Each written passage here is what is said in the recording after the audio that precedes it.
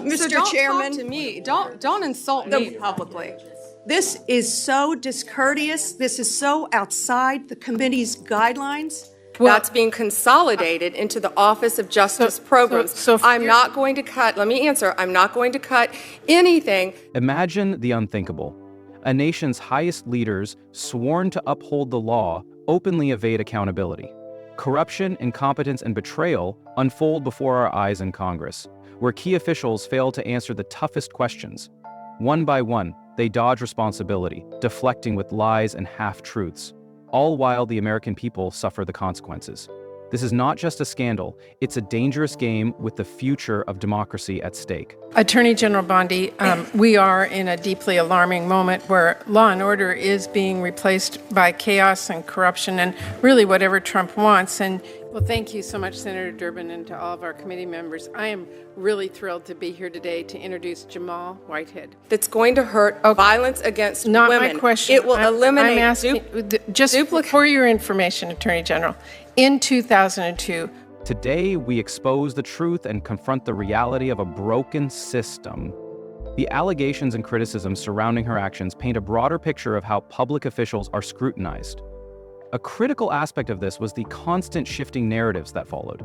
For example, a notable moment occurred when one individual, under immense pressure, was accused of incompetence for statements made on PBS about President Joe Biden. The comments had to be retracted, highlighting the complexities of political discourse and the consequences of poorly chosen words. This particular instance underscored the level of scrutiny politicians face, especially when their words contradict their actions, which in turn can severely affect public perception. In such scenarios, it's crucial to address the perception of incompetence, particularly in high office. This leads to a broader critique of the Trump administration, where many question the selection of individuals for critical cabinet roles. The concern was that rather than selecting individuals based on their qualifications and integrity, the process appeared to favor those who were either unqualified or deeply embroiled in controversy. Such appointments seemed less about enhancing the quality of governance and more about other political motives, which led to an overwhelming sense of dissatisfaction within the American public. This dissatisfaction was compounded by the constant media coverage, which exposed a series of administrative failures and leadership missteps. One of the most striking examples of this dysfunction came when Attorney General Pam Bondi appeared before Congress. Rather than offering a poised and clear defense of her actions during the Trump administration, Bondi struggled to address the mounting allegations of misconduct. Her response, or lack thereof, served to heighten concerns about the state of accountability in the government. Instead of providing detailed answers to the questions posed, she became visibly flustered and unable to give coherent responses.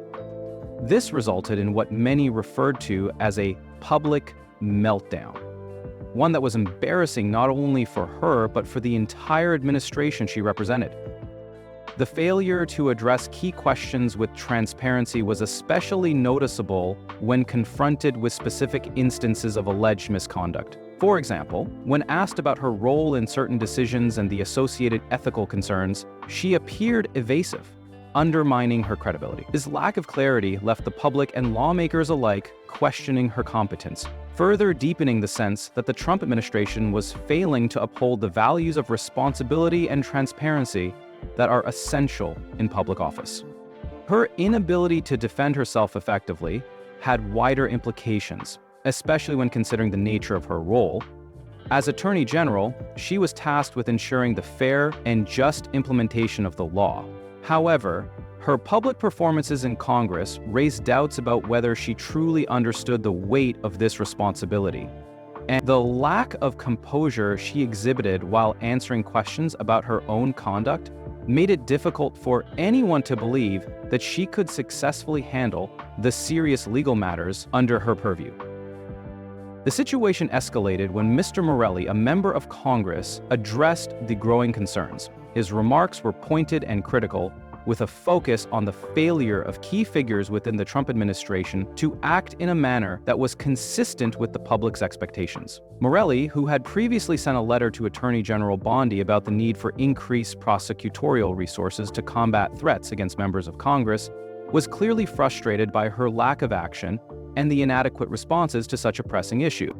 This frustration was compounded by the ongoing threats against members of Congress, which had reached alarming levels in the aftermath of various political events. The need for heightened security and more effective prosecution of threats was becoming ever more urgent, and Morelli was using his position to push for a response. His request for the assignment of assistant U.S. attorneys to investigate and prosecute threats in all 94 federal districts was a direct call to action aimed at ensuring the safety of public officials in a climate of growing political violence. Bondi's response, however, was less than reassuring. While she acknowledged the seriousness of the issue, her answer lacked the urgency needed to address the situation adequately. Her assurances that the National Security Division was already involved in handling these cases fell flat, as it became clear that the resources dedicated to this matter were insufficient. The suggestion that many of the cases would be handled at the district level rather than through a more coordinated national effort raised further concerns about the effectiveness of the current response. In the midst of this, Bondi was asked to address another contentious issue, the matter of pardons related to the January 6th Capitol insurrection, with defendants who had received presidential pardons now arguing that these pardons might cover unrelated crimes. The question of the scope of presidential pardons became a hot topic. Morelli pressed Bondi for her opinion on whether pardons granted to individuals involved in the January 6th events would extend to crimes committed after the fact. Her inability to provide a clear answer reflected her discomfort with the legal and political implications of such matters. This exchange highlighted a broader issue of accountability. In an administration where the lines between political loyalty and legal duty were often blurred, it became increasingly difficult for public officials like Bondi to maintain their credibility. The legal questions surrounding pardons, especially those that were issued by the president, were not just about legal procedure. They were deeply intertwined with political considerations. Bondi's refusal to discuss her stance on these matters further alienated those who were seeking clarity on how such decisions were made. As the conversation progressed, the underlying theme of corruption within the Trump administration continued to surface. Morelli, undeterred by the lack of clarity in Bondi's responses, persisted in his questioning. He sought to highlight the contradictions within the administration's approach, particularly when it came to the relationship between law enforcement and political power. The tension between upholding the law and pursuing political interests was becoming more apparent with every exchange, and it was clear that the public was losing faith in the system. Through it all, Bondi's performance before Congress painted a disturbing picture of governance under the Trump administration. Her inability to effectively address allegations of misconduct, her evasiveness when asked to clarify her position on key legal matters, and her failure to provide meaningful solutions to the pressing issues of the day only served to further erode public confidence. What was intended to be a straightforward discussion about legal and ethical concerns had devolved into a spectacle of confusion, contradiction, and deflection. Ultimately, this exchange serves as a potent reminder of the challenges faced by public officials when they fail to meet the standards of transparency and accountability. In an era where trust in government is at an all-time low, it is crucial for those in positions of power to be held to a higher standard, ensuring that their actions align with the values they are sworn to uphold. As the conversation continued in Congress, Attorney General Pam Bondi found herself increasingly under fire, not just for her actions during the Trump administration, but for her reluctance to address the tough questions posed by members of the committee. The scrutiny was intense, and it became clear that she was struggling to maintain composure and clarity as the debate shifted to topics of legal accountability, pardons, and national security.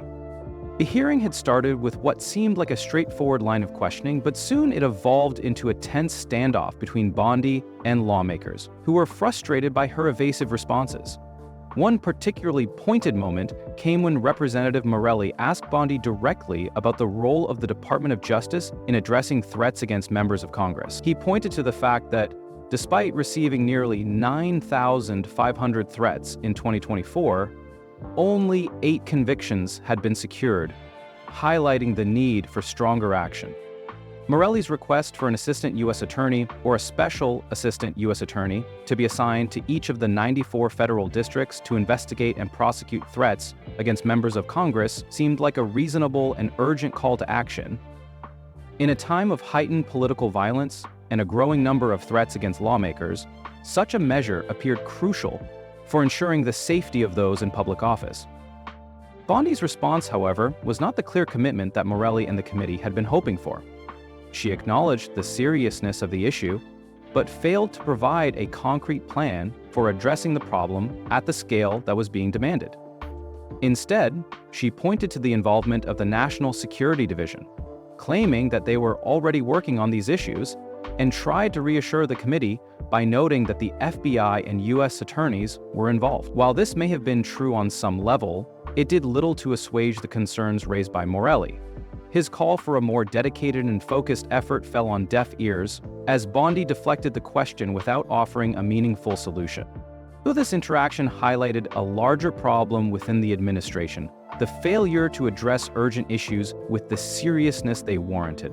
The lack of a clear, coordinated approach to such pressing matters reflected the broader dysfunction that had plagued many aspects of governance under President Trump's leadership. Bondi's inability to provide a satisfactory answer, combined with her evasive responses, only served to amplify the frustrations of those who were seeking real solutions. As the questioning shifted, Bondi was once again pressed on the issue of pardons, specifically the blanket pardons issued to individuals involved in the January 6th Capitol insurrection. This topic had already been a point of contention in the media, but it was now coming to the forefront in a legal context. The question on the table was whether these pardons would cover crimes committed by the individuals involved in January 6th, but unrelated to that event. Morelli's question was simple: would the pardons extend to crimes that occurred after January 6th? Bondi's answer, however, was anything but clear. Rather than directly addressing the issue at hand, she sidestepped the question, stating that the matter was pending litigation and that she could not comment on it. While it is common for legal officials to avoid commenting on pending cases, the lack of a substantive response felt like yet another attempt to deflect responsibility. The issue at hand was not just about the technicalities of the law, it was about the broader implications of granting pardons to individuals involved in an insurrection, and the potential impact that could have on future legal proceedings. Said and Suntira. What made this exchange particularly striking was Bondi's failure to offer any insight into her own position on the matter. As the chief law enforcement officer in the country, her perspective on the scope and limits of presidential pardons carried significant weight. Instead of providing clarity on this constitutional issue, she chose to remain silent. This lack of engagement with a key legal question only served to fuel suspicions that Bondi and others in the administration were more interested in protecting political allies than upholding the rule of law. As the hearing progressed, it became increasingly clear that Bondi's inability to answer difficult questions was not due to confusion or lack of understanding. Rather, it was a deliberate attempt to avoid addressing issues that might have been politically damaging. The constant deflection and avoidance were indicative of a broader strategy within the Trump administration to protect individuals from accountability, especially when those individuals were politically connected or served the interests of the president. This approach was not just unethical, it was also damaging to the integrity of the legal system, as it undermined the principles of justice and fairness that are supposed to guide all actions within the government. Another critical moment in the hearing came when Bondi was asked about her role in the advice given to President Trump regarding his acceptance of a $400 million zero-cents airplane gift from Qatar. This inquiry was rooted in concerns about the ethics of the situation and whether Bondi had provided guidance that would allow the president to accept such a gift without violating legal or ethical standards. Bondi's response was as evasive as ever, refusing to provide a direct answer to the question and instead deflecting to other issues. Her reluctance to discuss the matter further was not surprising given the sensitive nature of the inquiry. The issue of foreign influence and potential conflicts of interest within the Trump administration had been a point of contention throughout his presidency. Bondi's failure to address the issue directly further underscored the sense of impunity that seemed to prevail within the administration. It was as though the rules did not apply to those at the top, and they were free to act without fear of repercussions. The questioning continued with more inquiries into possible conflicts of interest, including Bondi's involvement in the disbanding of the National Cryptocurrency Enforcement Team. Morelli raised concerns about the implications of such a decision and whether it could have been made with political motivations in mind. Bondi once again deflected the question, refusing to offer any meaningful response. This pattern of avoidance continued throughout the hearing, and it became increasingly apparent that Bondi had no intention of addressing the real issues at hand. As the committee session wore on, the tension continued to build. Bondi's repeated refusals to answer basic questions, her deflections on key legal matters, and her lack of transparency about her own actions left a lasting impression. The public was watching, and it was clear that many people were becoming more disillusioned with the way the administration handled critical issues. The inability of Bondi to provide clear and honest answers was emblematic of a larger problem within the Trump administration, a culture of corruption and incompetence that seemed to permeate every level of government. This was not just about one individual's failure to answer questions, it was about an entire system that was built on the idea of protecting political allies, ignoring ethical concerns, and deflecting responsibility at every turn.